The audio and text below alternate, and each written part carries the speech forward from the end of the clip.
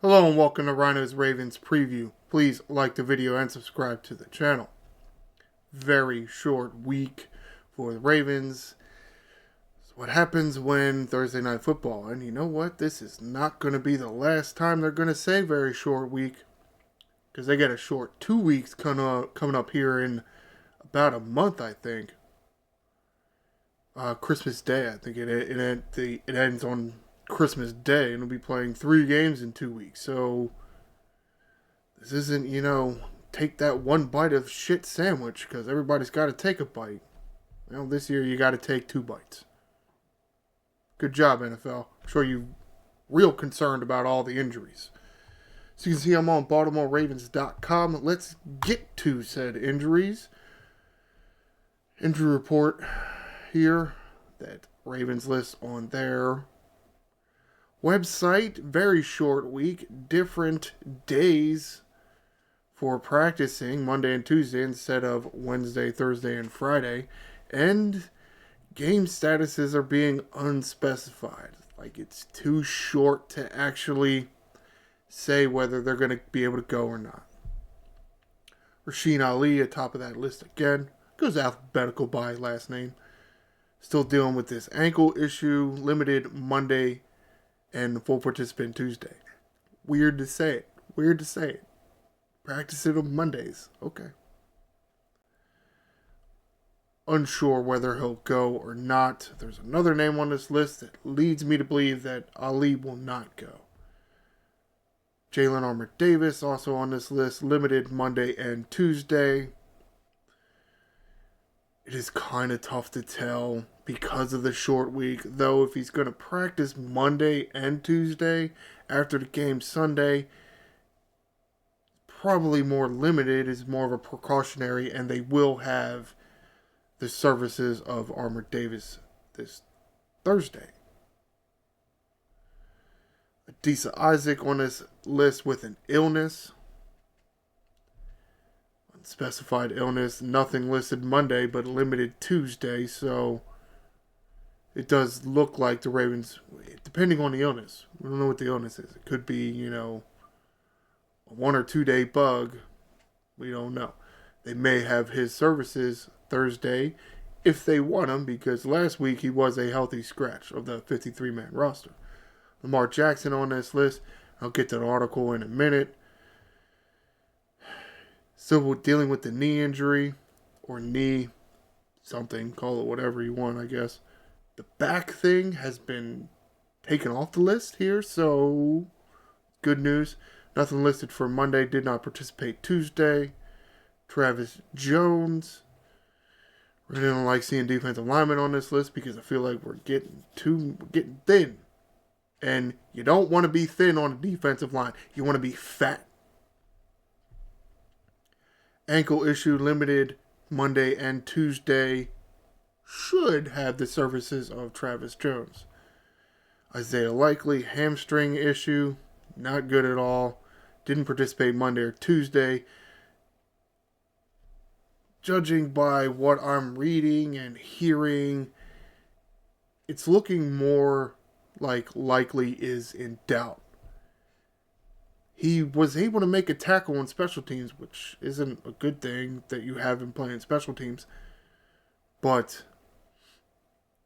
it didn't appear that he did anything to his hamstring then. So what is the extent of this? Don't know. But not participating Monday or Tuesday, it's not good. McCary on the list here with a shoulder issue, though full participant Monday and Tuesday. I feel like McCary will be out there for us. Keaton Mitchell, this is the other name I was talking about when I mentioned Rasheen Ali. Knee issue, full participant Monday and Tuesday. I looked through the news articles. It doesn't look like anything's been confirmed, though it's possible for me to miss something. But again, with Rasheen Ali limited Monday and Tuesday, and Keaton Mitchell full participant Monday and Tuesday, it does kind of look like Keaton Mitchell might be that third running back. Hoping so, because he looked pretty good last year before that terrible looking knee injury. Might get to see Keaton Mitchell Thursday. Wouldn't be necessarily a bad thing either because he hasn't been banged up all 9 games already this season like everybody else. Or however many games it's been. We at 9 already? I think we're at 9 already. Brent Urban on this list with a concussion. Again, it's not a good sign at all. Didn't participate Monday or Tuesday. It does not look like he is going to be able to go Thursday. I also do feel like, based on what I know about the concussion protocol, and I'm not saying I know a lot, if he's not able to participate Monday or Tuesday, that's it. He's not going to play Thursday. Now, would he have a chance to still play Sunday? Possibly. Depending on how it would go for him Wednesday or Thursday. But since this is a Thursday game and he can't go Monday or Tuesday, no.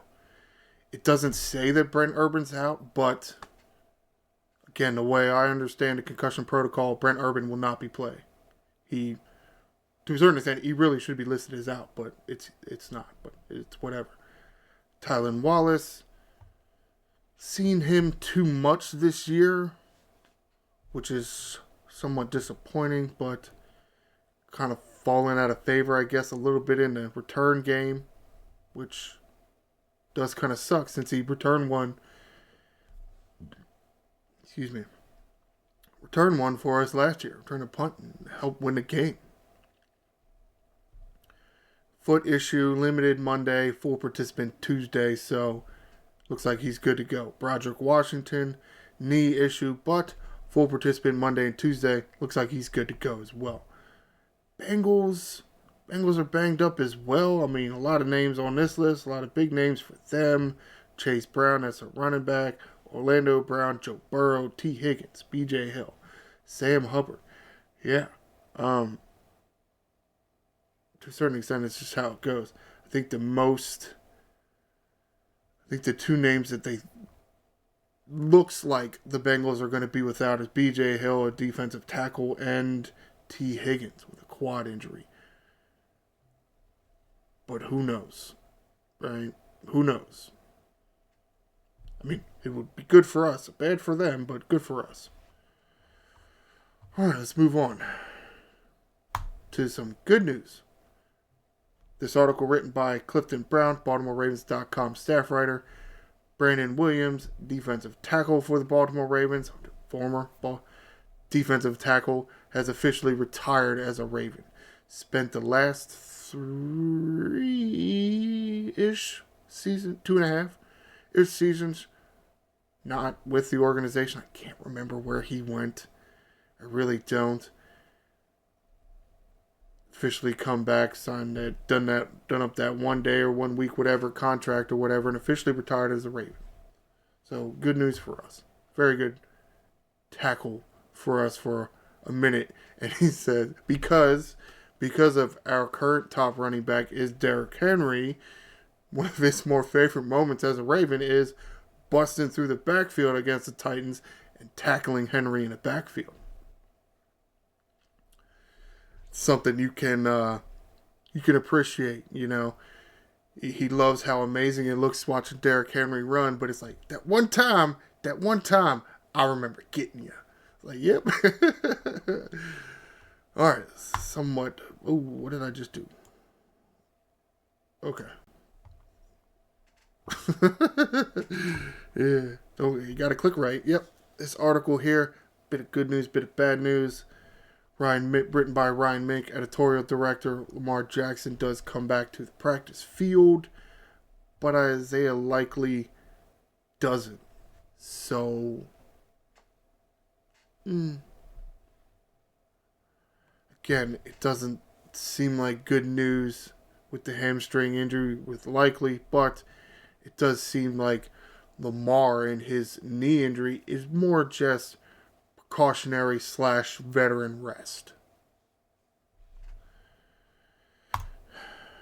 And again, here, this article right here, written by Matt Ryan, the editorial intern, Matt Ryan is quoting John Harbaugh and saying, Lamar Jackson's going to play Thursday.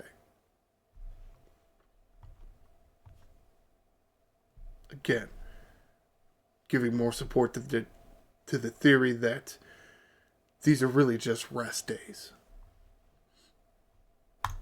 From this other article here, also written by Matt Ryan, the editorial intern, Ravens trade for Tre'Davious White, cornerback. Did not give up a lot for him. Was a 7th round pick. It's a fine move. Certainly understand. Sure, we could always use more depth in the secondary. I guess it's fine. However you like. I get Eric Costa's philosophy, but you can't ignore the defensive front. You can't. I mean, I know that good coverage can lead to coverage sacks. And at the same time, pressure on a quarterback can lead to good coverage because won't have to cover as long.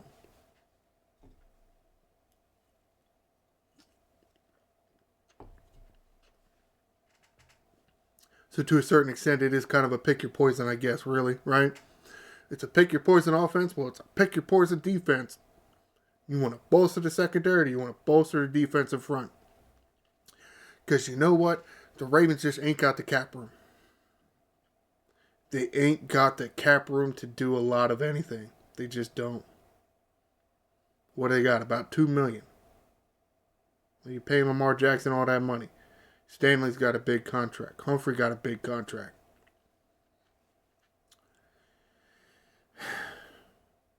Saw something.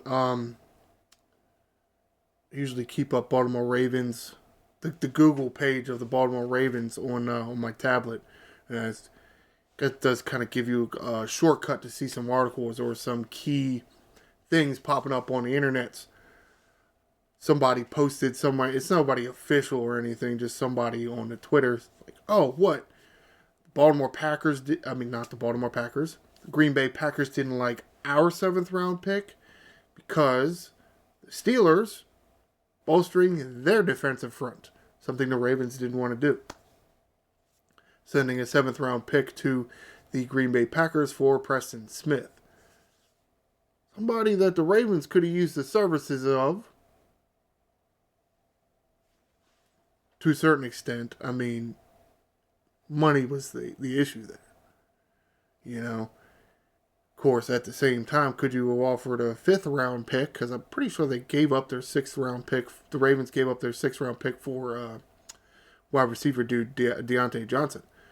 So could you have said a 5th round pick and you eat more of the contract? Could have. Not saying that they wanted to. You know, because maybe the Packers would have rather had, you know, the dollar freedom. But there you go. Pittsburgh Steelers getting Preston Smith. So they got High Smith. It's not Hightower. I keep wanting to call him Hightower. Highsmith and Watt and now Preston Smith. And they got Casey Hayward and they got all these other guys because they like to rush and stuff. And, well, hopefully that means their secondary isn't that good. Hopefully. But it would help them, you know, their defensive front is stronger than the Ravens is not. Tre'Davious White is coming off of a lower body injury. I don't remember what it was. It was last year. It was like the middle of last year or something. I mean, he doesn't seem to have any physical limitations from said injury, but, you know, just couldn't work his way back to the top of the depth chart, you know? So, it's not like when DeCosta traded for Marcus Peters. He's not going to be that guy that's really a 1A or a 1B type of corner because he had Humphrey on one side, Marcus Peters on the other. Who was the one? Who was the two? Really, one was 1A and one was 1B. He's not that kind of guy right now. Is he a good 3 or a good 2? You know, could a Nate Wiggins learn a little bit more from a guy like this as well as, you know, a Marlon Humphrey? And hopefully play a little better because it does kind of look like Nate Wiggins is going to be back. Haven't seen anything otherwise. His name wasn't on the injury report. So, yeah, okay. Coverage could be better. Though at the same time, if you can pass block enough, and give your quarterback all day to throw, who cares how many guys you got in coverage? Need more pressure on the quarterback. Ravens need more pressure on the quarterback. We'll see. Let's get the logistical stuff in. We'll see when we see.